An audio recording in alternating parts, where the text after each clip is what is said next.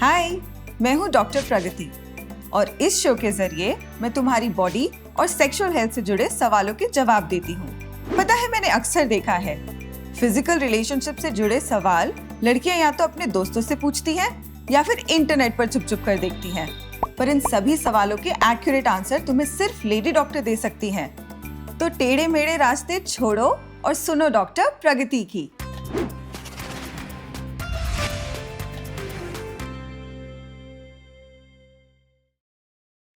जब लड़कियां physical relationships में इन्वॉल्व होना शुरू ही करती हैं, तो उस दौरान उनको कई प्रॉब्लम्स आ सकती हैं।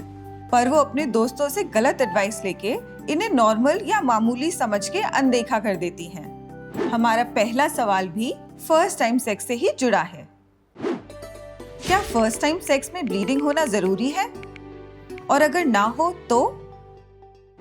फर्स्ट टाइम सेक्स में ब्लीडिंग होना और ना होना दोनों ही बिल्कुल नॉर्मल है। और अगर ब्लीडिंग ना हो, इसका मतलब ये बिल्कुल भी नहीं कि कोई प्रॉब्लम ही हो। थोड़ा और डिटेल में समझते हैं। तुम्हारे वेजाइनल कनाल में एक महीन सा पर्दा होता है जिसे हाइमन कहा जाता है। ये हाइमन फर्स्ट टाइम सेक्स के दौरान टूट सकता है और उसी से ब्लीडिंग हो भी सकती है। लेकिन अगर तुम्हें ब्लीडिंग ना हो तो उसके कई और रीजंस भी हो सकते हैं। हो सकता है तुम्हारा हाइमन कभी खेल कूद में, किसी सर्जरी में या कोई चोट लगने पर पहले ही टूट चुका हो। कई बार तो हाइमन इतना पतला और छोटा होता है कि उसके टूटने पर भी ब्लीडिंग नहीं होती। फर्स्ट टाइम सेक्स के बाद होने वाली ब्लीडिंग ज्यादातर बहुत कम होती है और 1-2 दिन में अपने आप ही रुक जाती है। पर अगर तुम्हें फर्स्ट टाइम सेक्स के बाद या आगे कभी भी बहुत ज्यादा ब्लीडिंग हो तो तुरंत अपनी लेडी डॉक्टर से कांटेक्ट करना। अब बढ़ते हैं अगले क्वेश्चन पर। मैंने सुना है सेक्स करते टाइम लड़कियों को हमेशा दर्द होता है। क्या ये सही है? सेक्स में वैसे तो यूजुअली पेन होना नहीं चाहिए, पर कभी-कभी थोड़ा पेन हो भी सकता है, स्पेशली स्टार्टिंग में। अगर तुम्हें पेन बहुत ज्यादा हो या हर बार हो तो इसका रीजन कोई प्रॉब्लम भी हो सकती है। सेक्स में कभी-कभी दर्द होना नॉर्मल है, इससे डरना भी मत, पर इसे इग्नोर भी मत करना। कई बार सेक्स के टाइम पेन किसी इन्फेक्शन की वजह से हो सकता है या फिर वेजाइनिस्मस, जिसमें कि तुम्हारे वेजाइना की मसल्स टाइट होती हैं। कभी-कभी ये मानसिक या इमोशनल स्ट्रेस की वजह से भी हो सकता है। अक्सर सेक्स के दौरान होने वाला दर्द वेजाइना में गीलेपन की कमी से भी हो सकता है। इसका एक सिंपल सॉल्यूशन है लुब्रिकेंट्स।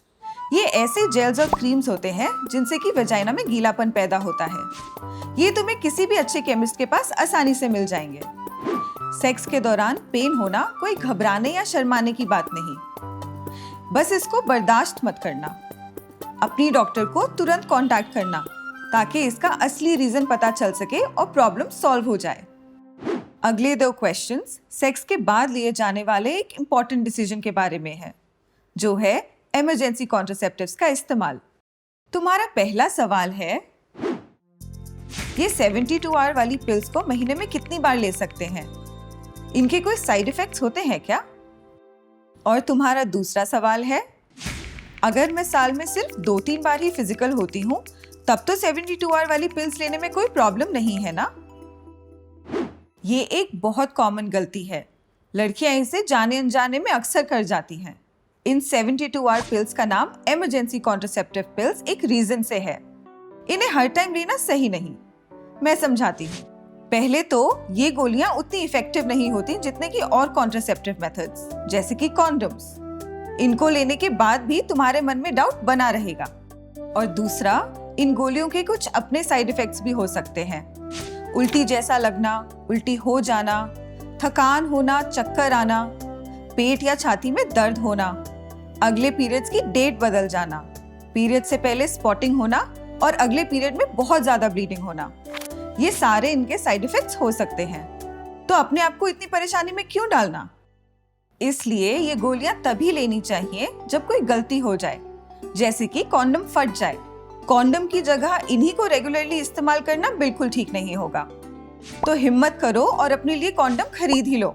और हाँ, अपने पार्टनर को भी यही समझाओ। सेक्स और कॉन्ट्रासेप्शन से जुड़े कोई भी डिसीजन लेते वक्त सबसे जरूरी है कि तुम अपनी हेल्थ और सेफ्टी को फोकस में रखो। कुछ मोमेंट्स के प्लेजर के लिए बाद में परेशान होना ठीक नहीं होगा। तुम चाहो तो छाजा की वेबसाइट पर सजेस्टेड डॉक्टर्स में से किसी से भी इन टॉपिक्स पर बात कर सकती हो। 72 आवर वाली पिल्स के बारे में तो छाजा ने एक वीडियो भी बनाया है, उसका लिंक नीचे दिया गया है।